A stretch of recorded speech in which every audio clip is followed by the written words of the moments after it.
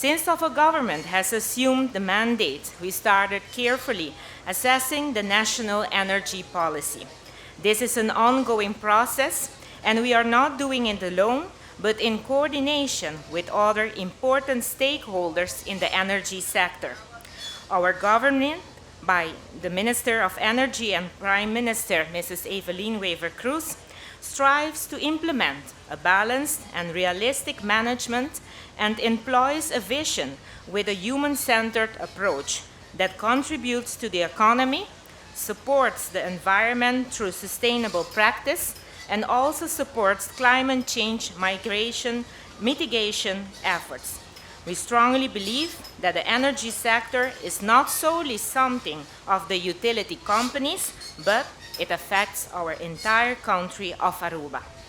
As part of our energy vision and management, together with our stakeholders, we have reached an agreement that our emissions need to be reduced by at least 45% by 2030 in comparison to 2010.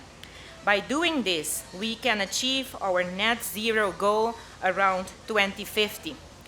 This all in accordance with the Paris Agreement and the United Nations goals to limit the global warming to 1.5 degrees Celsius.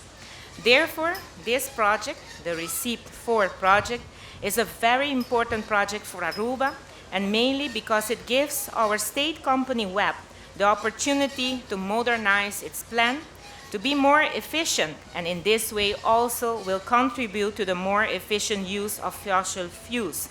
This new power plant will also enable WEB to build a solid foundation to transition to a cleaner, sustainable, and fuel oil future, lead to a considerable reduction in heavy fuel oil consumption, which will lead to more efficiency and will help maintain sustainable energy tariffs.